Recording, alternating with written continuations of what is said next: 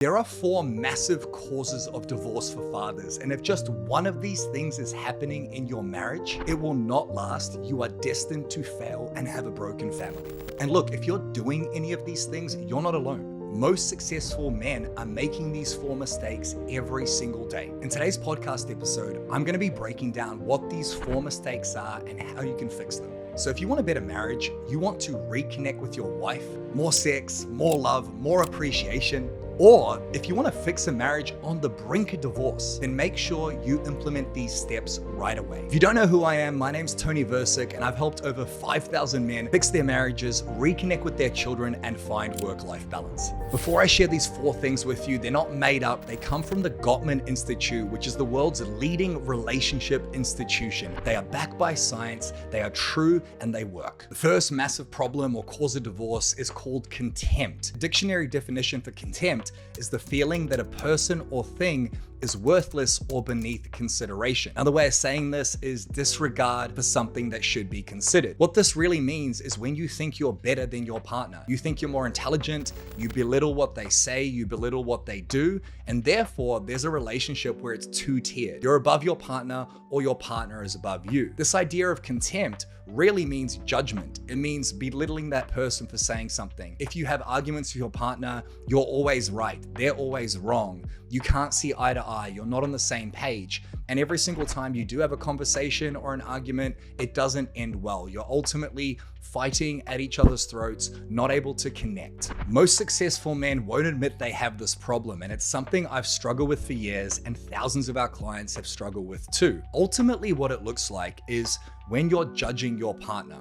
My wife Rosie and I have been together for 8 years, and at the beginning of the relationship, I would constantly put her down. I would constantly feel like I was more intelligent than her, I worked harder than her, and especially in a nuclear family, in a nuclear relationship, this can rear its ugly head. An example of this is your partner is at home looking after the children, she's looking after the home, you're grinding all day in the business, and then you come home after a long day and you're upset at your partner because the house is a mess, or because the dishes are in the sink. This ultimately leads to you getting angry and judging that person, creating a story in your head that they don't care, that you've been busting your balls only to come home to chaos. And ultimately this disconnection begins to occur where you feel like the relationship isn't fair. You feel like you're doing way more work in the relationship and she's actually doing nothing. Therefore, you lead to the second problem or the second cause of divorce from the Gottman Institute. And that second problem, that second thing that causes divorces is constant criticism. It's putting your partner down. It's pointing out the flaws in the relationship. We're not having enough sex. You don't care about me. You don't understand me. There are 5 key areas that we focus on at The Empowered Man that are super important in a relationship. And it's called laser focus. Love, appreciation, support, understanding, and respect. When we're not receiving these things as men, we tend to criticize. We tend to point out the things that our partner is not doing for us instead of taking ownership and responsibility of why we're not actually getting those things. This can also look like in the form of your partner nagging you. You're home late. You're working too much. You're never helping out with the kids. And this constant criticism on both sides means you're putting each other down and you're actually lowering the status in the relationship. So the question to ask yourself here is, where in your marriage or relationship are you criticizing your partner? Where are you pointing out the negatives of the relationship? Or on the flip side, what is your partner criticizing about you? Where is there nagging? Where is there pointing out the negatives? And how often is this happening in your relationship? This idea of constant criticism, which leads us to the third thing that destroys marriages and causes divorce. And that third problem is called defensiveness. The dictionary definition of defensiveness is the quality of being anxious to challenge or avoid criticism. So when you get criticized by your partner, or when your partner is criticized by you, there's an anxiety, there's a pressure, there's a resistance to that challenge or criticism. Another frame or definition for this is behavior intended to protect or defend. What we tend to do as men, as human beings, is even if we know our partner is right, they say, you've come home late, you're working too much, you don't spend enough time with me and the kids. When they point out these things that ultimately challenge us, even if we know they're true, we will defend. Human beings by nature, when they feel attacked, will defend. If you ever want to know how this works out in your relationship, it's when you point out to your partner something they're doing wrong and they'll just instantly arc up, they'll get defensive, they'll get angry, they'll get triggered. Defensiveness is ultimately you letting your emotions get in the way of the facts of the relationship. If you're honest with yourself, you probably know that your disconnection has happened in the marriage. You're not having as much sex as you want to have. You don't feel appreciated for all the hard work you do. You don't feel supported or respected as a man. And this destroys relationships. So instead of communicating about that effectively, we'll attack our partner and criticize. Problem number two, they'll defend. There'll be this rift that's created between us and we don't actually resolve the problem. When our partner nags us or gives us shit about things we think aren't that big of a deal, they're clearly a big deal, but we sweep them under the rug and ultimately ignore them, hoping for the problems to go away, just defending, attacking each other and defending, arguing about stupid shit, and never actually coming to a resolution. Now, if you have arguments, if you have disconnection, if you criticize each other, or you feel like you're not on the same page and you don't actually deal with the problem, that leads to the fourth and final issue, the biggest cause of divorce, which is called stonewalling or ignoring the problem. What we tend to do as modern day men is we sweep things under the rug. We bottle things up. We know that there's criticism. We know that there's defensiveness. We know that there's contempt. We don't feel like we're on the same page. And instead of dealing with it, instead of having a conversation about it or resolving it, we just hope that it will go away and we sweep it under the rug. We bottle up those emotions and then we either explode like a ticking time bomb or we just keep it under that rug and it gets worse and worse and worse. There's this rift that begins to occur in the relationship. Now, most rifts, if you think about those disaster movies where the earth splits apart, there's a certain point where you can jump from one side of the rift to the other. But if that rift gets too wide, if you ignore the problems and don't shorten that rift, if those train tracks you're on diverge, then the train derails. And when this goes on for weeks, months, or years of not resolving the problem, of stonewalling, of not communicating it, of not discussing it, of not finding a resolution, then that's what causes your partner to one day come home and say, I don't love you anymore. And this is exactly what happened to me in my previous relationship and what's happened to thousands of fathers. I was working hard to provide for my family, making money, putting food on the table. I had contempt towards my wife because I felt like she wasn't upholding her end of the bargain.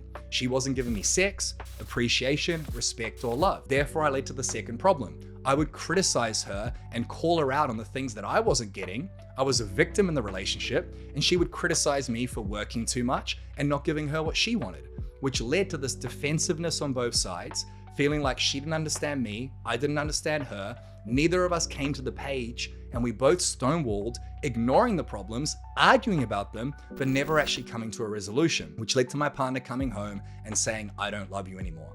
And these problems came into my current relationship with my wife, Rosie. It wasn't until I was able to fix them that absolutely everything changed. Now we have a marriage full of intimacy, love, and connection. We're having sex multiple times a week. She understands the weight of the world on my shoulders. She respects me because I was able to find ways to overcome these four problems. But just understand, if you're dealing with any of these four issues, just one of them, and you do not resolve it, you do not deal with it, it will cause divorce and it will cause a broken family. So many men think it won't happen to them, but the divorce rate is almost 50% and it's climbing every single year. So how do we actually fix these issues and how do we fix these problems to get the relationship or marriage you deserve? The first step is identifying where in your relationship do you have contempt for your partner? Where do you feel like they're beneath you? Where do you feel like there is not equality or fairness in the relationship? Now, caveat to this, women and men are not the same. That is some completely bullshit, politically correct crap that is not true.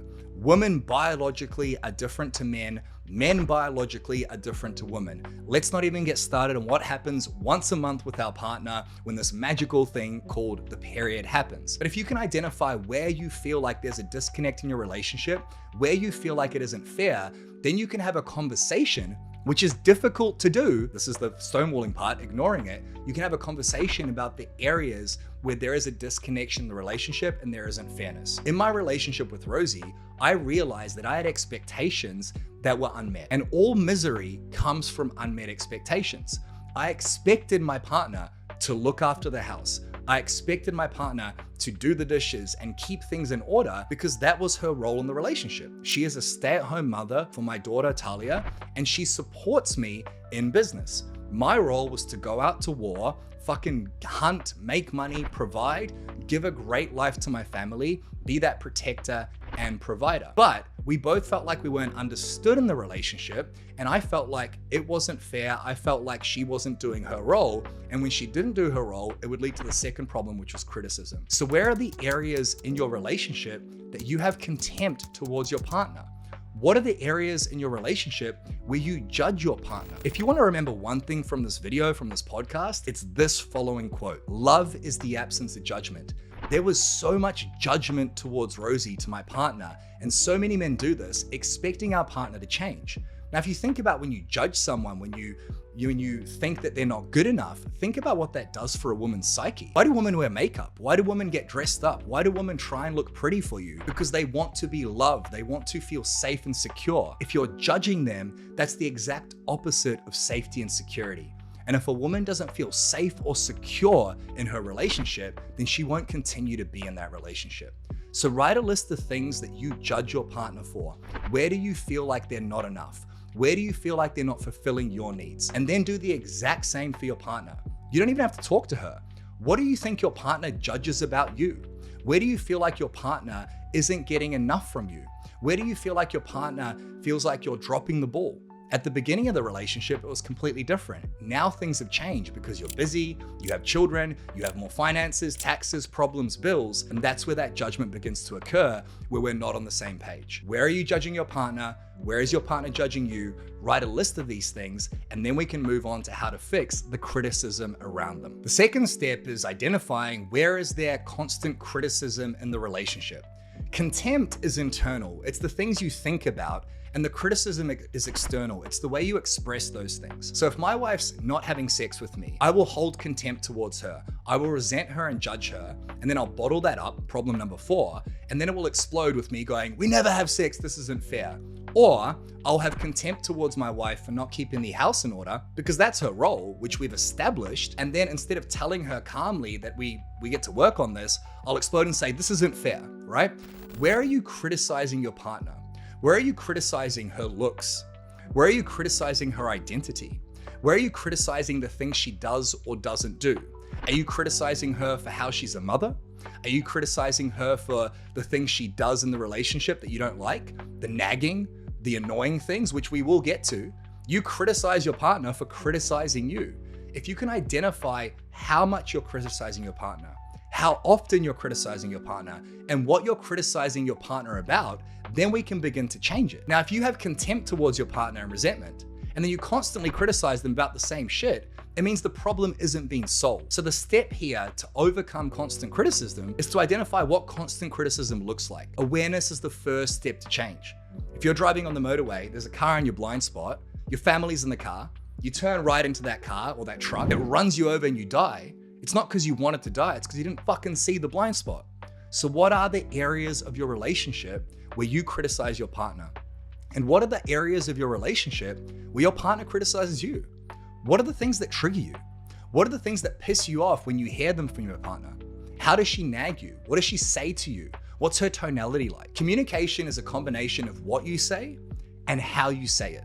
So when you criticize someone, you say something that can be triggering, but you also say it in a certain way. Let me explain what I mean. If I say to my partner, "Hey babe, you know how you said you were gonna support with this thing? I've been working all day, I'm exhausted. Like, is there any reason why you haven't done it? Can I support you with it? Do you need help with it?" Versus, "Here we go again. You said you were gonna do this thing and you did it." Let's say you have a conversation about having more sex and your partner agrees to it. And then 2 weeks later, you haven't had sex. What the typical man will do is go, "Here we go again. You're tired again," and just get shitty and turn the other way. Instead, you go, "Hey, what's going on for you? Is everything okay?" Take all the things you're criticizing your partner for and have open discussions as to why they keep happening. Have a conversation about the things that you're criticizing each other about and ask the question, how can we overcome the criticism and how can we actually solve this? Which leads us to the third solution around defensiveness. Before I share that solution with you, just a reminder that when people feel attacked, they defend. even if they know you're right. So a frame that you can use around criticism to avoid defensiveness is to ask the question, how am I attacking in this relationship? And how can I communicate in a neutral way, in a neutral tone with neutral language, so I'm not attacking this person? Because even if you say the right thing, if it is received as an attack, you're fucked. This leads us to the third solution around defensiveness. How do you not be defensive when your partner challenges your identity? When you're busting your balls to provide for your family, to put food on the table, you're dealing with pressure and stress all fucking day. You come home after a long day, and the first words out of your partner's mouth are, "Oh, you're home late again," or "Dinner's on the table, it's cold," or "I need you to help with the kids." She doesn't ask you how your day was. She doesn't ask you how you're feeling. And if she does ask you, you're just triggered and stressed from the workday, so you go, "I'm fine." How do you stop being defensive? Well, the first way to do that is to identify that it's your ego coming into play. Your ego is saying, this isn't fair. Your ego, the part of you, is saying, I'm busting my balls, I'm doing this, I'm doing everything, and you make it all about you. One of the best ways you can stop being defensive when your partner has criticized you is to go, cool, where is this criticism coming from? Is there an element of truth to it? Why am I getting triggered about this? Identify all the things that trigger you when your partner criticizes you. Is it the way she says it? Is it the words she uses? Is there something that happens in your past that pisses you off? I had a massive argument with a really good friend of mine. He was one of my best friends years ago. And I said these words to him and he exploded and he threatened to kill me.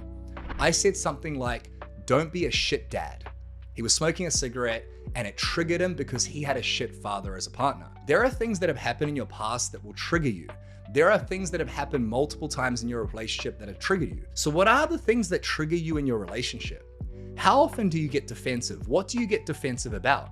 And then begin to observe, what are the things your partner begins to get defensive about? Is it potentially that she has some trauma, that she feels like she's not beautiful, that she feels like she's not enough? Was she cheated on by a previous partner? Has she been getting these things from you for years, and is she defending? Why are you defending? It's always going to come down to triggers.